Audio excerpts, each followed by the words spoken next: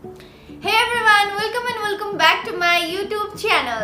So आज चाहिँ म हजुरको अगाडि चाहिँ नयाँ भिडियो लिएर आएको छु। आज म हजुरलाई चाहिँ Capcut को चाहिँ नयाँ फिचरको बारेमा कुरा गर्न गइरहेको छु। Capcut मा चाहिँ स्मूथ स्लो मोशन को अप्सन आएको छ। Oh my god, मलाई चाहिँ यो पहिलादेखि नै चाहिरहेको थियो बिकज पहिला चाहिँ मैले 20 को युज गर्थे, त्यसमा चाहिँ स्मूथ स्लो मोशन को अप्सन थियो, बट अहिले क्यापकटले स्मूथ स्लो मोशन को अप्सन लिएर आएको छ जुन कि हजुरले आफ्नो भिडियोमा एड गर्न सक्नुहुन्छ। सो हजुरहरूले पनि ट्राई गर्नु होला र त्यसलाई कसरी चाहिँ आफ्नो भिडियोमा राख्ने अनि त्यसको लागि के गर्नुपर्छ भनेर यो भिडियोमा चाहिँ म हजुरलाई सिकाउँछु। सो लास्टसम्म हेर्नु होला, स्किप नगर्नु होला। भिडियो मन पर्यो भने एक लाइक गरिदिनु होला र आउने दिनमा यस्तै भिडियो लिएर आउने छु, त्यसको लागि हजुरले चाहिँ मेरो च्यानललाई सब्स्क्राइब गर्न पर्ने हुन्छ। सो सब्स्क्राइब गर्न नबिर्सिनु होला, बेलको आइकनलाई पनि दबाइदिनु होला। सो अब चाहिँ हजुरहरूले अरू एपबाट चाहिँ स्लो मोशन राखिराख्नु पर्दैन बिकज अहिले क्यापकटमा नै स्मूथ स्लो मोशन को अप्सन आएको छ विथ बेटर क्वालिटी। सो धेरै ढिला नगरिकन यसमा Sushmita Bhattarai and you guys are watching my YouTube channel. So let's start the video. अब स्मूथ स्लो मोशन राख्नको लागि हजुरले क्यापकट एपलाई ओपन गर्नु होला। क्यापकट एपलाई ओपन गरिसकेपछि न्यू प्रोजेक्टबाट चाहिँ एउटा भिडियोलाई मैले यहाँनिर सेलेक्ट गरेँ। भिडियो सेलेक्ट गरिसकेपछि यहाँ क्यापकटको वाटरमार्कलाई चाहिँ हजुरले यहाँनिर डिलिट गर्न सक्नुहुन्छ। मैले चाहिँ यहाँनिर क्यापकटको वाटरमार्कलाई डिलिट गरिदिएँ।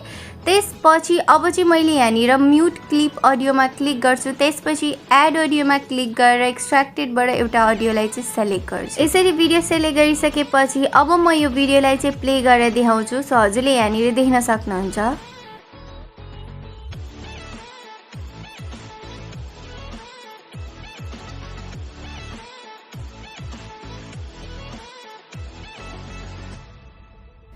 सो हजुरले यहाँनिर पुरा भिडियो देख्नुभयो। यो भिडियोमा चाहिँ कतै पनि स्लो मोसन छैन, बट अब चाहिँ म यो भिडियोमा स्लो मोसन राखेर देखाउँछु। अब स्लो मोसन राख्नको लागि मैले चाहिँ भिडियोको कुनै पार्टमा चाहिँ स्प्लिट गर्छु। सो स्प्लिट गरेर चाहिँ हजुरलाई कहाँदेखि कहाँसम्म स्लो मोसन राख्नु छ हजुरले त्यही पार्टलाई मात्र स्प्लिट गर्नु होला। सो मैले पनि यहाँनिर स्प्लिट गर्दैछु। सो यो बिचको पार्टमा चाहिँ म अब स्लो मोसन राख्छु। हजुरले देख्नु नै भयो, मैले स्प्लिट गरिसकेको छु। त्यसलाई सिलेक्ट गरेर अब चाहिँ म स्पिडको अप्सनमा क्लिक गर्छु। त्यसपछि त्यहाँनिर चाहिँ मैले नर्मलको अप्सनमा क्लिक गरेँ।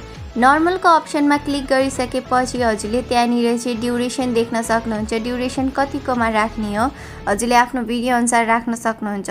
इफ हजुरलाई स्लो मोसन बनाउनु छ भने हजुरले 0.2 0.3 मा राख्न सक्नुहुन्छ।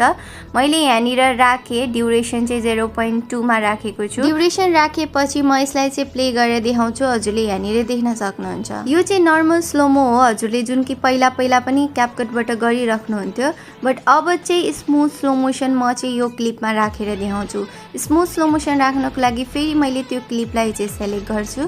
त्यसपछि स्पिडमा गएर नर्मलमा जान्छु। अब हजुरले तलपट्टि एउटा नयाँ अप्सन देख्न सक्नुहुन्छ, मेक इट स्मुथर भन्ने। त्यसमा चाहिँ हजुरले दुईवटा अप्सन देख्न सक्नुहुन्छ। मैले यहाँनिर बेटर क्वालिटीमा क्लिक गरेर चाहिँ यसरी मैले यसलाई एप्लाई गर्छु। हजुरले त्यहाँनिर देख्न सक्नुहुन्छ एप्लाई हुँदैछ। सो यो भिडियोमा चाहिँ स्मुथ स्लो मोसन एप्लाई भइसकेको छ। अब डिफ्रेन्स हजुरलाई यहाँबाट थाहा हुन्छ। सो अब हजुरले यहाँनिर देख्न सक्नुहुन्छ कति स्मुथ छ यो स्लो मोसन। क्यापकटमा पनि लाइक 20 कोमा यस्तै गरी स्लो मोसन हजुरले देख्न सक्नुहुन्थ्यो, बट अहिले चाहिँ क्यापकटमा पनि हजुरले यस्तै गरी स्मुथ बनाउन सक्नुहुन्छ। फेरि म अर्को अप्सन राखेर देखाउँछु। हजुरले चाहिँ फेरि फास्टर प्रोसेसबाट पनि हजुरले यहाँबाट स्मुथ स्लो मोसन एप्लाई गर्न सक्नुहुन्छ। सो मैले यहाँनिर चाहिँ दुईटै अप्सन चाहिँ यहाँनिर एप्लाई गरेर देखाइसकेको छु, faster process plus better quality. हजुरलाई जुन लाग्छ, हजुरलाई जुन मनपर्छ त्यही हजुरले चाहिँ एप्लाई गर्न सक्नुहुन्छ। डिफ्रेन्स मैले यहाँनिर देखाइसकेको छु, बट पर्सनली चाहिँ मलाई बेटर क्वालिटीको चाहिँ स्मुथ स्लो मोसन राम्रो लाग्यो। सो हजुरहरूले पनि आफ्नो भिडियोमा चाहिँ एप्लाई गर्न सक्नुहुन्छ। मलाई चाहिँ यो क्यापकटको नयाँ फिचर एकदम धेरै मन पर्यो। सो मैले चाहिँ यहाँनिर साउन्डसँग एडजस्ट गर्नको लागि मैले यहाँनिर चाहिँ फास्ट स्लो गरेको छु। यहाँनिर क्लिप एडजस्ट गरेको छु। त्यसपछि अनवान्टेड क्लिपलाई चाहिँ मैले यहाँबाट चाहिँ डिलिट गरिदिन्छु। यसरी एडजस्ट गरिरहेको छु। अब मैले यहाँनिर सबै क्लिप चाहिँ एडिट गरिसकेको छु। यसमा मैले स्मुथ स्लो मोसन पनि राखिसकेको छु। हजुरले पनि आफ्नो भिडियोमा राख्न सक्नुहुन्छ। हजुरले जतिवटा क्लिपमा पनि एप्लाई गर्न सक्नुहुन्छ। हजुरले र्यान्डमली एउटा भिडियोमा पनि एप्लाई गर्न सक्नुहुन्छ। सो मैले चाहिँ यहाँनिर हजुरलाई चाहिँ र्यान्डम भिडियोमा चाहिँ हजुरलाई स्मुथ स्लो मोसन राखेर देखाएँ मैले पनि। अब यसैबाट नै स्मुथ स्लो मोसन राख्छु बिकज यो चाहिँ क्यापकटको नयाँ फिचर हो। हजुरले प्रोसेस देख्नु नै भयो, हजुरले पनि यसै गरी एडिट गर्नु होला। मैले आफ्नो भिडियो पनि एडिट गरिसकेको छु। अब भिडियो एडिट गरेर मैले चाहिँ यो भिडियोलाई सेभ गर्छु। सेभ गर्नको लागि चाहिँ माथि एरोमा क्लिक गरेर फाइनली मैले यो भिडियोलाई एडिट गरेँ। र हजुरले देख्नु नै भयो मैले चाहिँ क्यापकटबाट यसरी नै स्मुथ स्लो मोसन राखेको थिएँ आफ्नो भिडियोमा।